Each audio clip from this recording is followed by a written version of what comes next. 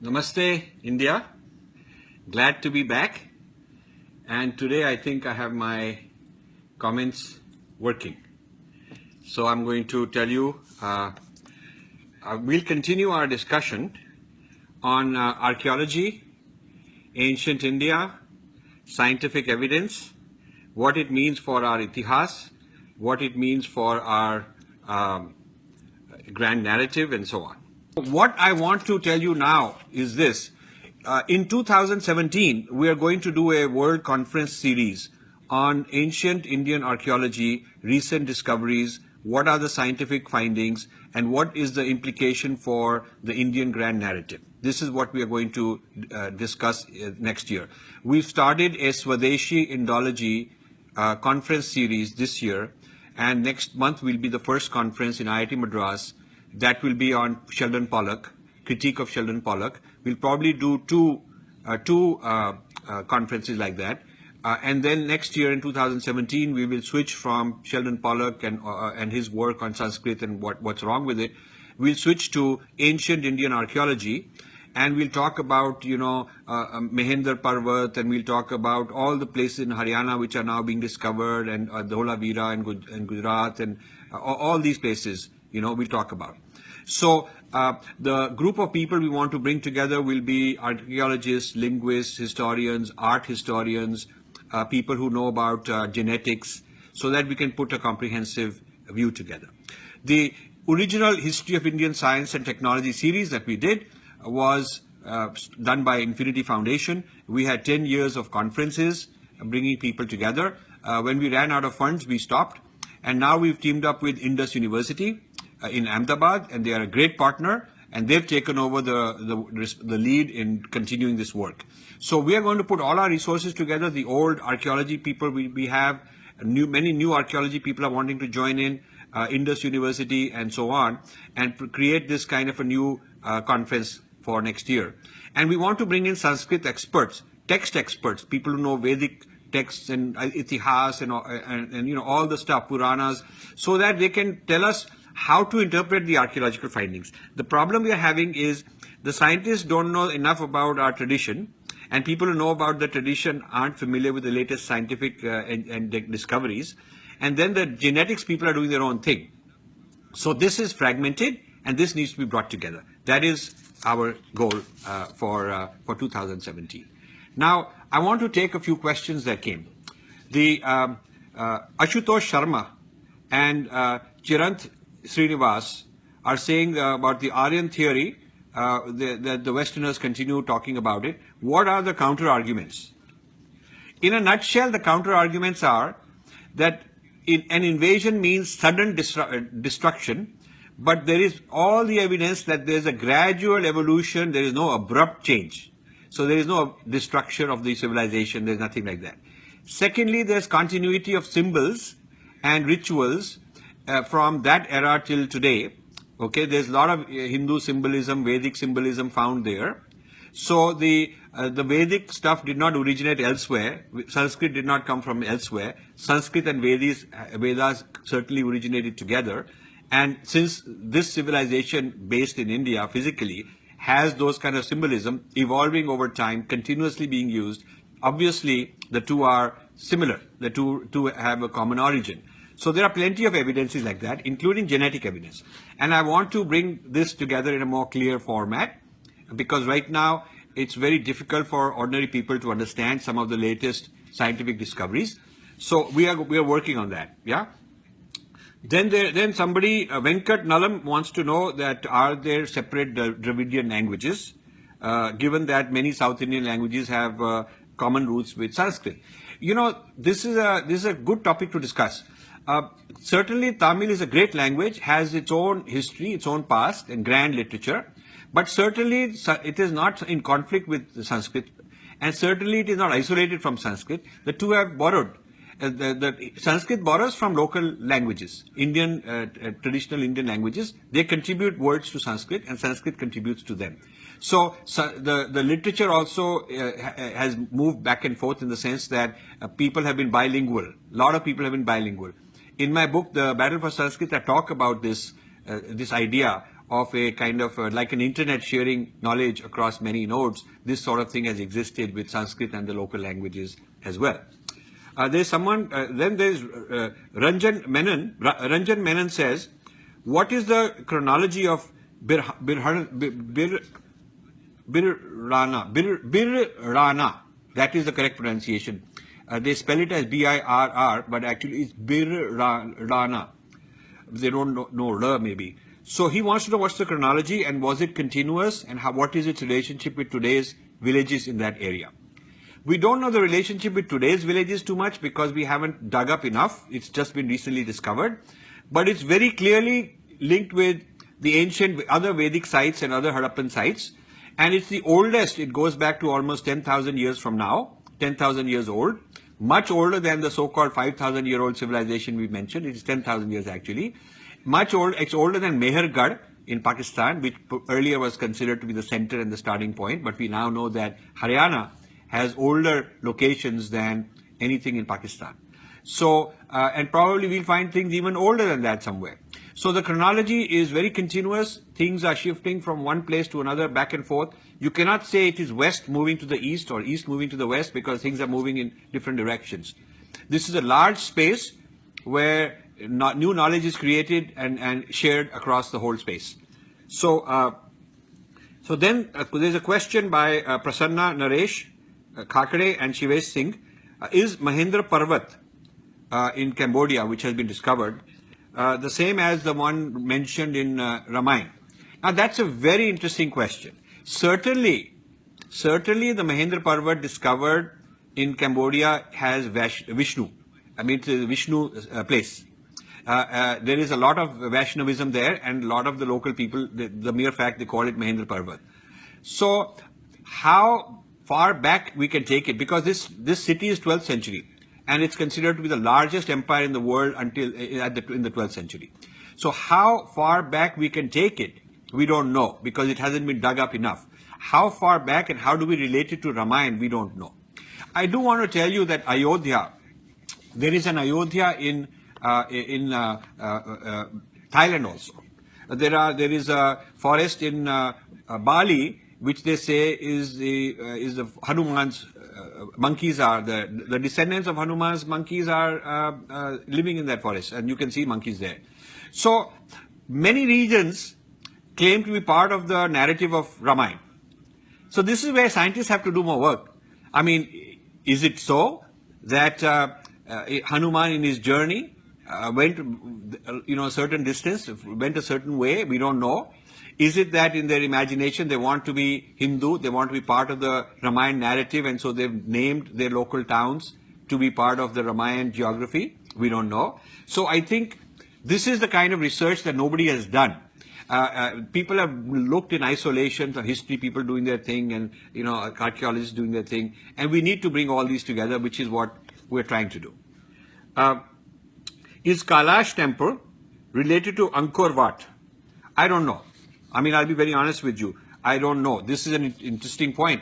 Is Kailash, the relationships among something here and something somewhere else is a very important topic. People need to look for symbols, this or the type of stone used or the type of metallurgy. Was there a relationship? They need to find that out. This kind of thing.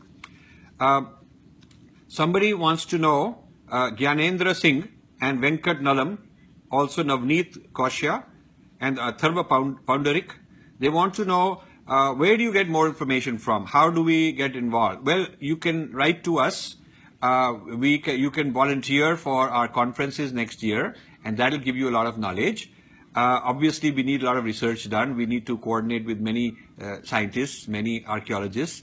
And so if you really want to get involved, then get involved by helping us out, and you'll also learn. So then Aditya Krishna says, why aren't we taught more about Arya, Bhatt, Chanakya, Bhaskaracharya? That's a very good point. I'll club several questions. Kapil Verma says, why isn't ancient history taught in our textbooks, and why aren't we proud of it? Pranav Sharma, how can we make young people really proud of their heritage? Gayatri Sivaguru says, why are British rule and other invasions dominating the school textbooks and not our own treasures? Pankaj Sharma says that what we teach is more about French Revolution, American War, Renaissance, all of that stuff. And here we are discovering new things in Cambodia about Hindu culture, and people don't know that. Then Manish Ojha asks, should India's grand narrative also include our miserable past under Mughal rule? Now, that's a controversial thing to say, but I don't mind that. I think yes, the answer is yes. And Akash Ravianandan says that due to a lot of quackery by some of our scholars, I'm glad he says that, our image is tarnished. So even when we are saying something valid, people don't believe us. And so if we were to stand up and say this is 6,000 years old or 8,000 years old, they laugh at us. Unless some internationally credible journal publishes it. But those people are not going to publish it. So what do we do? So this is where I think the government can play a role. This is where Ministry of Culture and HRD can come together and we can create some new journals which are going to be very Swadeshi. We have started a movement called Swadeshi Ontology. The Swadeshi Ontology movement is a movement to basically bring the Hindu Vedic drishti to look at all this evidence from a fresh perspective. And we will publish a book every time. We will do videos from Chennai. We will try to live telecast some videos. We are doing our bit. But the power a government has and the funding they have and the legitimacy and the credibility they have is huge. And this requires re-educating our politicians, it's re-educating our bureaucrats, re-educating our gurus, re-educating our scholars, because they've all been affected in the last, many decades by some things, by a kind of ideology which is not very correct.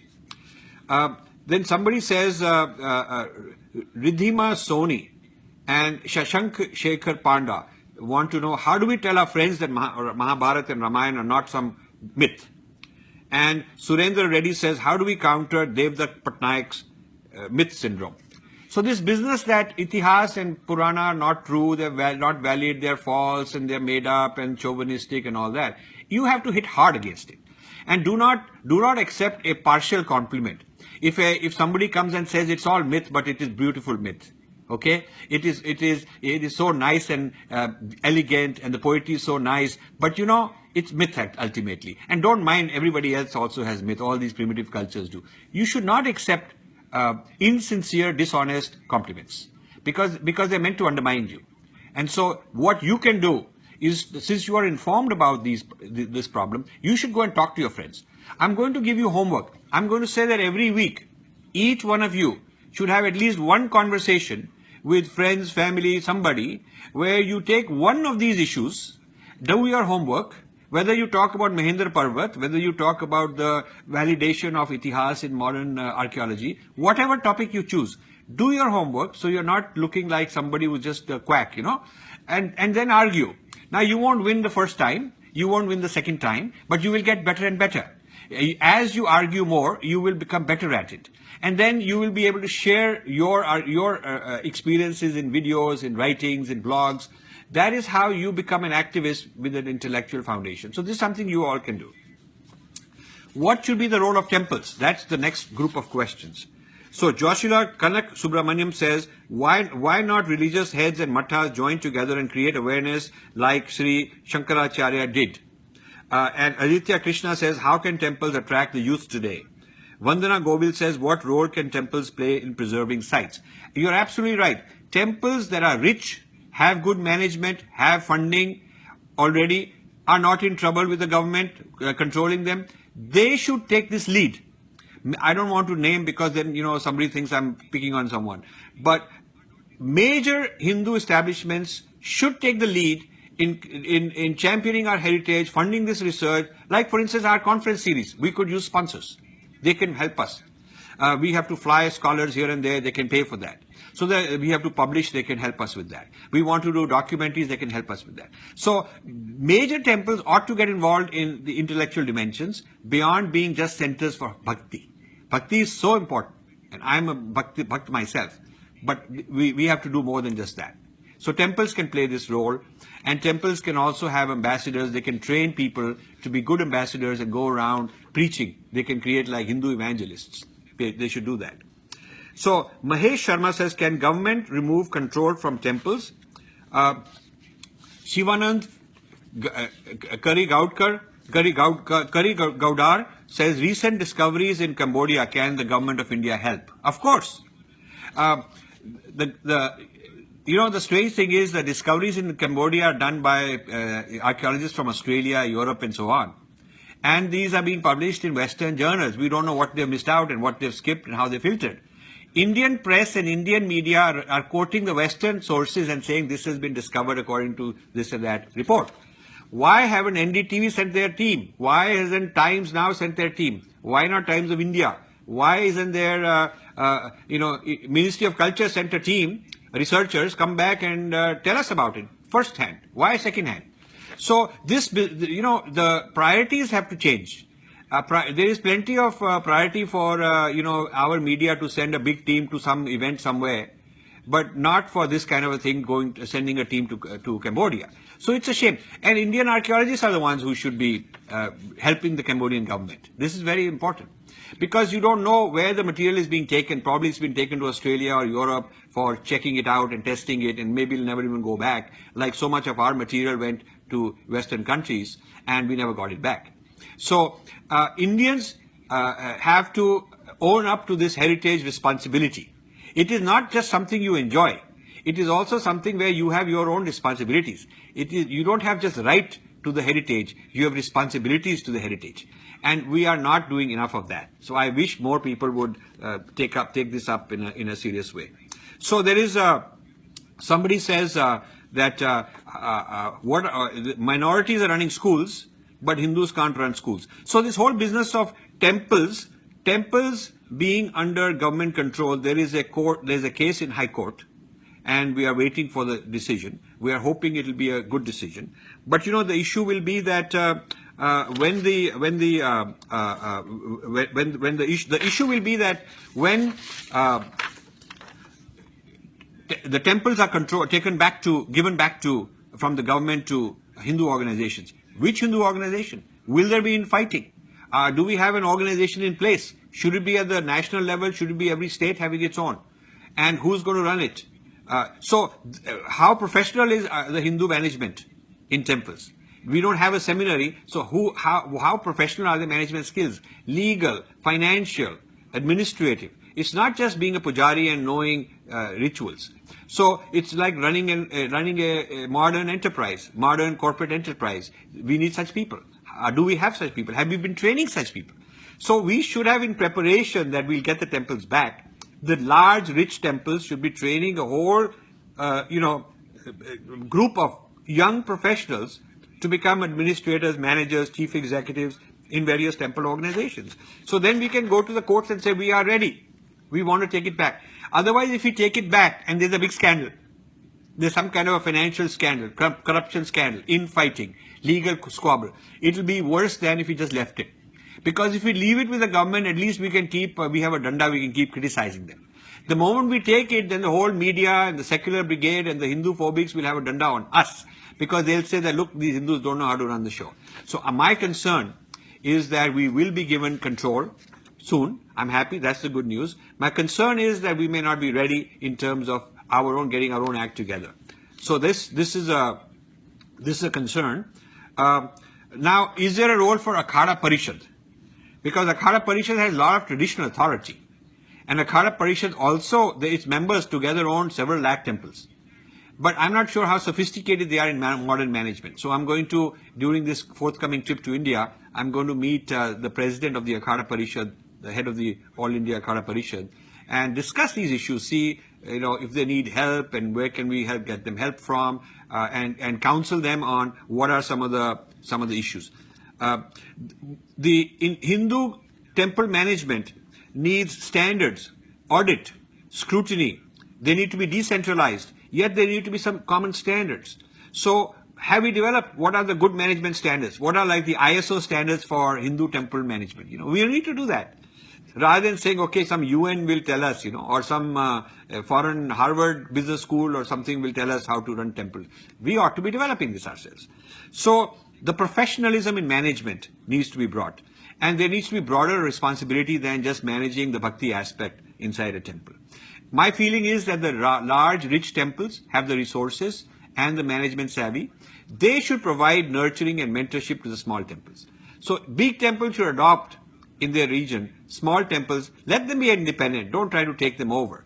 But adopt them in the sense of mentoring them, helping them, offering them money, offering them training. In every region of India, where whoever are the biggest temples should come together and conduct workshops and conduct, give certification for priests and managers and so on of temples. So this way our temple, society of temples will become robust.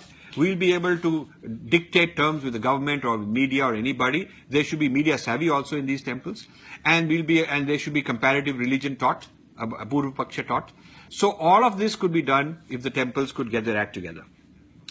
Then there are questions concerning government. Nitin Poswal says, why not have a heritage ministry? Praveen Hegde says, how to disassociate all this from politics and political elections? And Chetan Patel says that in Dwarka, we haven't had the technology and the funding to go beyond a few kilometers. So what can be done? So I would say that the Heritage Ministry, you have a Culture Ministry, but what are they doing about it? There is something called Culture Ministry. They have the Archaeological Survey people working under them. And rather than Bhangra and this and that, that's also good culture, I'm not saying. But this business of ancient heritage should become the foundation of the Culture Ministry, and the Culture Ministry's job should be to produce the grand narrative of India, put it on IMAX, put it in theaters, put it all over in textbooks. I mean, they should be the champions who say, we are the experts.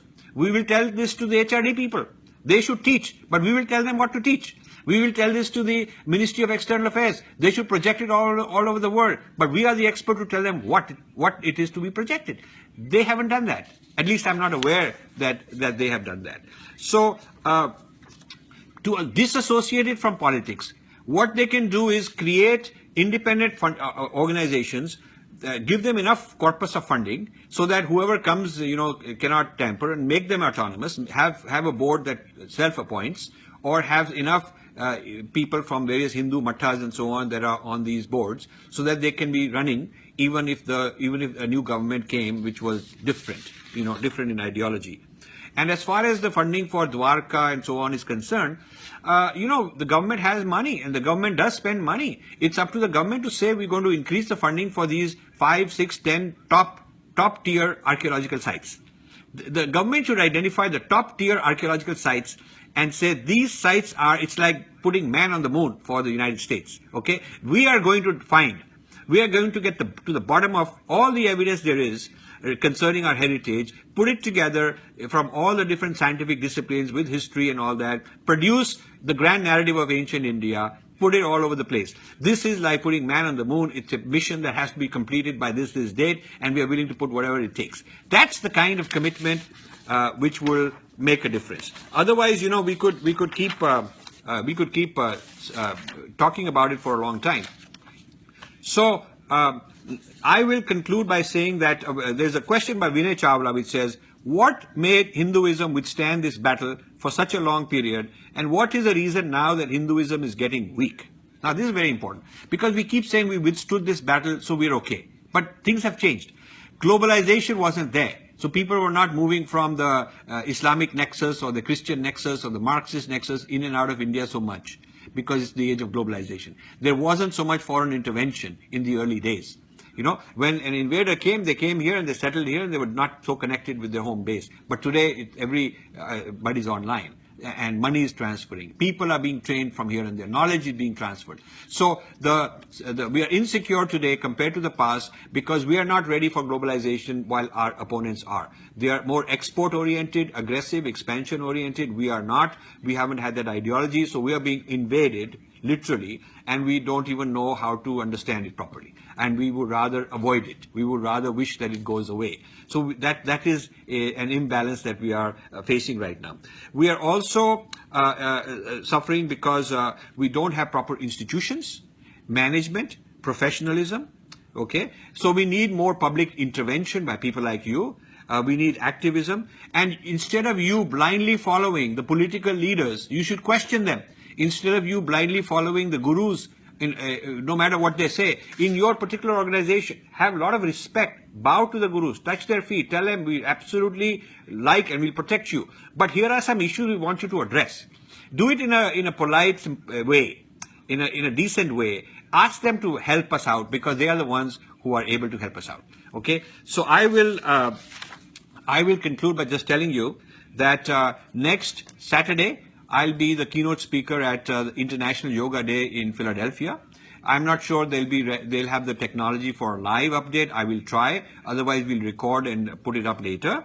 And I'm going to talk to them about the appropriation and the misappropriation and the digestion and all that stuff. I'm going to talk about it. It's going to be mainly a white audience, yoga people, and a lot of Indians also. And I'm going to be quite courageous and straightforward. Then I'm going to India in early July. And there also I have a lot of events. My first priority will be to do Facebook Live wherever I can. But where the technology is not available or good enough, I will do a recording and upload it later. And so this way we'll stay in touch. Before I leave for India, I would like to do at least one more Facebook Live. Okay. And I want to thank all of you for another reason also. We are crossing, in the next few days, we will cross 3.5 lakh followers on Facebook. It's because of you. It's because you watch my videos, you share them, you tell friends to join. This goes on by word of mouth. I would like to create a large kind of a TV channel on internet. It's sort of like our own channel where we can communicate and nobody is there to decide whether to invite me or not invite me. And this channel I want to make available to other like-minded Hindu thinkers. So I'm not the only one who's going to be talking to you. I will select a small number of other people also, and each of them will get a slot. Some will speak once a month, some will speak once a week. And so we'll have a group of such people sharing this platform. So if the platform becomes very large, it can be a good counter to the media biases that we are having. Namaste.